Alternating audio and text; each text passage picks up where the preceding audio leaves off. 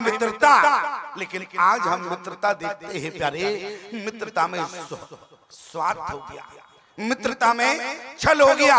आज की मित्रता प्यारे दारू के से शुरू होती है। जब तक दारू का नशा रहता है तब तक मित्रता रहती है। जहाँ दारू का नशा खत्म हो गया वहाँ मित्रता भी खत्म हो जाती है।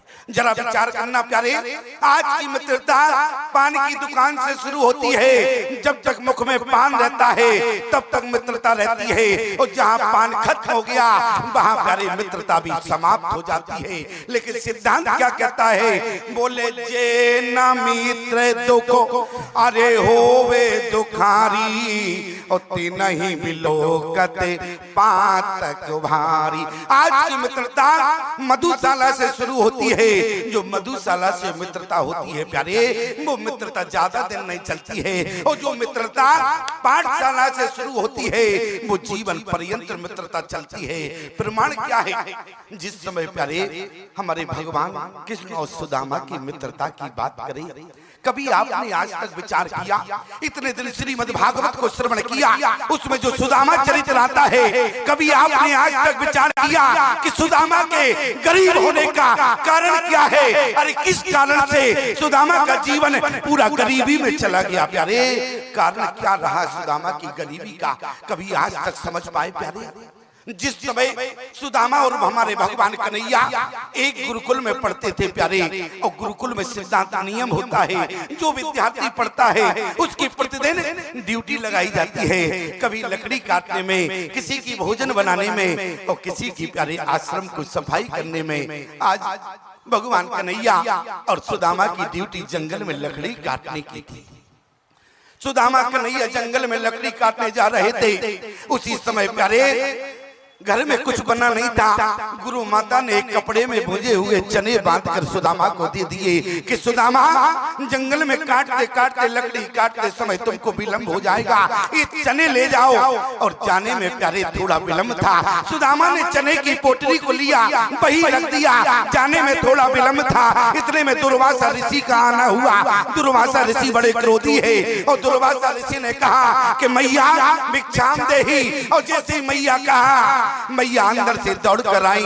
मैया ने दुर्वासा ऋषि से कहा कि घर में अभी कुछ नहीं बना है, घर में अभी कुछ नहीं बना, आपको क्या दें? दुर्वासा ऋषि ने आंख बंद करके देखा तो कपड़े में चने भुजे हुए बंधे रखे थे। उसी समय दुर्वासा ऋषि ने श्राप दे दिया, जो इन चनों को खाएगा पूरे जीवन निर्धन रहेगा। दुर्वासा ऋषि के श्राप को मित्र सुदामा ने सुन लिया। सुदामा जंगल में गए, केवल इस बात का इंतजार कर रहे थे कन्हैया से थोड़ी हमारी दूरी बनी और चना मैं अकेला खा जाऊं। आज करे भगवान तो भगवान है, भगवान ने थोड़ा सा मौका दे दिया। सुदामा ने उसी समय भगवान एक पेड़ के वृक्ष के नीचे सोने का नाटक करने लगे। उसी समय सुदामा ने देखा कि भगवान सो चुके हैं। उसी समय सुदामा उसी वृक्ष के पीछे खड़े होकर वो चने खाने लगा। दुनिया के लोगों ने देखा, दुनिया के लोगों ने कहा कि अरे सुदामा, तुम्हें परमात्मा मित्र रूप में प्राप्त हुआ, इसके बाद भी तुमने भगवान से छल कर दिया। सुदामा ने कहा क्या छल किया? बोले तुमने चनों को अकेले खा लिया। याद रखना, आज सुदामा ने कहा मैं दुनिया के लोगों से पूछना चाहता हूँ, आज जरा विचार करना। बोले जो चना खाएगा, दुर्वासा ऋषि का श्राप था, वो पूरे जीवन निर्धन रहेगा। सुदामा ने कहा प्यारे अब तुम ही बताओ, कहीं इन चनों को भगवान कन्हैया खा लेते?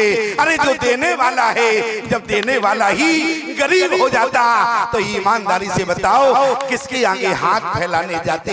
याद रखना मित्रता का सिद्धांत क्या रहा? बोले जे न मित्र दुख अरे होवे दुखारी उतनी नहीं बिलोकते पातक भारी। निज दुख गिरि सम रज कर जाना, मित्र के दुख रजो मेरु समाना। आज मित्रता में स्वार्थ हो गया प्यारे, मित्रता में छल हो गया। अरे मित्रता की बात तो छोड़ो, आज लोग गुरु भी बनाते हैं तो स्वार्थ से बनाते हैं। ये बात मुझे इसलिए कहना पड़ रहा है, महाराज जी विराजमान है और मैं सत्य कहूं प्यारे, आज लोग गुरु देखते हैं, किसको गुरु बनावे? बोले जिसकी राजनीतिक पैठ थोड़ी सी अच्छी हो उसी से दीक्षा लेंगे, ऐसा लोग सोचते हैं। मैं आपको बताऊं, अरे कहीं कब्र कथा करने जाओ, लोग कहते हैं कि स्वामी जी आपकी दीक्षा लेना चाहते हैं। क्यों?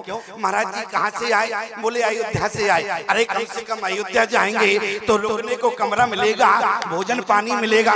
महाराज जी कहाँ से आए? बोले चित्रकूट से आए। बोले आपकी दीक्षा लेना चाहते हैं। याद रखना प्यारे, आज दीक्षा में गुरु बनाने में स्वार्थ ना होना चाहिए, गुरु बनाने में तो प्यारे समर्पण होना चाहिए। एक जगह की बात सुनाए, हमारी कथा हो रही थी और एक व्यक्ति वहां का इतना पीछे पड़ गया हमारे, बोले स्वामी जी आपकी दीक्षा लेंगे, और बिल्कुल रोज मुझसे निवेदन करने लगा। हमने कहा भले आदमी, देखो इतनी जल्दी तो हम दीक्षा देते नहीं है, थोड़ा हमको समय दो। क्यों? बोले किस लिए आपको समय चाहिए? हमने कहा तुम हमको समझना, हम तुमको समझे। अरे बोले क्या समझना? हमने समझ लिया, आप तो हमें दीक्षा देकर यहाँ से जाएंगे।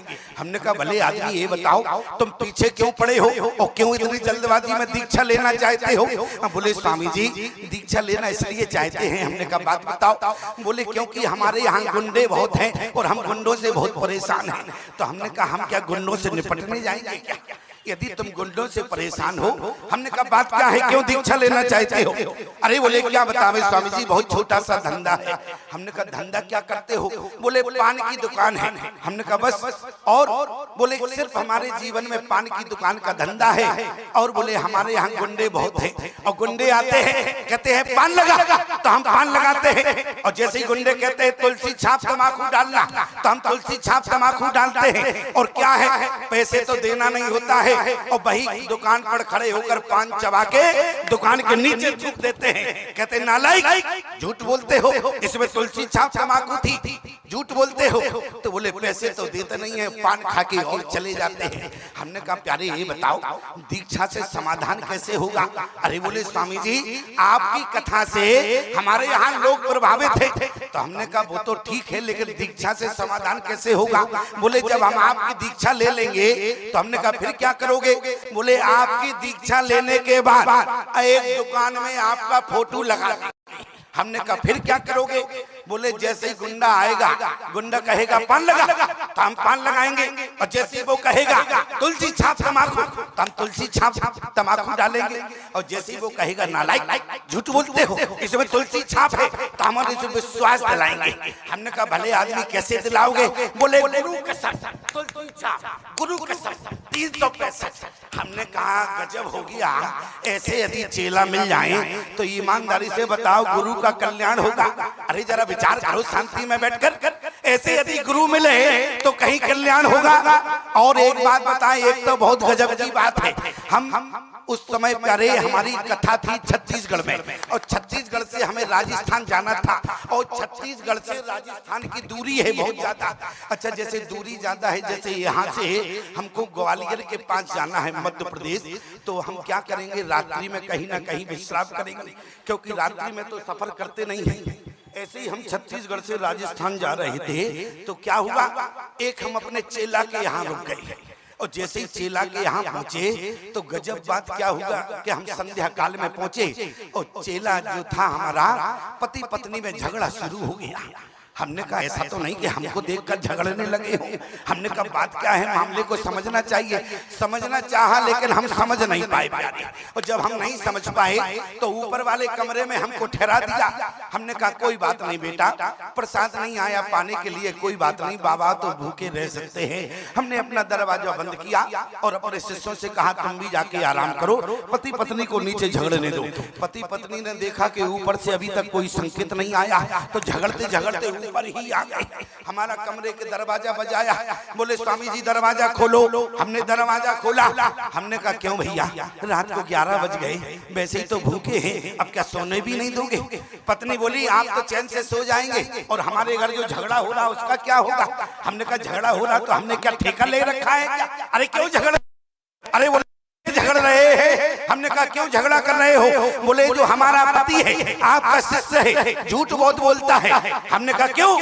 दीक्षा लेने के बाद झूठ नहीं बोला जाता है। और याद रखना प्यारे, दीक्षा लेने के बाद जीवन में कभी झूठ मत बोलना। जो दीक्षा लेने के बाद झूठ बोलता है उसका अपराध गुरु को लगता है प्यारे। इसलिए अपने पापों को कभी गुरु को मत देना।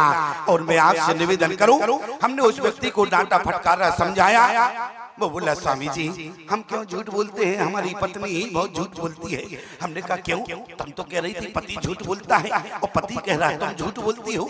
पत्नी बोली नहीं महाराज जी, झूठ तो आपका शिष्य बोलता है। हमने दोनों को समझा दिया, देखो आज के बाद झूठ मत बोलना, जाओ अब मुझको सोने दो और तुम भी नीचे जाके सोना। पत्नी बोली ऐसे नहीं मानेंगे। हमने कहा तो कैसे मानोगी? बोली आपका चेला आपकी सौगंध खा जावे तो हमें विश्वास हो जाएगा कि आज के बाद झूठ नहीं बोलोगे। हमने उसकी पत्नी से कहा तुम्हारा दिमाग खराब है क्या? बोली क्यों? हमने कहा हमारी सौगंध क्यों खावे? अरे विश्वास तुमको चाहिए, तुम्हारी सौगंध खा जाए, तुम्हारे बच्चों की खावे, तुम्हारे खानदान की खावे, हमारी क्यों खावे सौगंध? उसकी पत्नी बोली स्वामी जी अब हमारे तो छोटे छोटे बच्चे हैं, अब तुम्हारे कौन आगे पीछे रोने वाला। याद रखना प्यारे, ऐसे कहीं हमको चेला मिले तो गुरु का कल्याण होगा क्या? कान खोल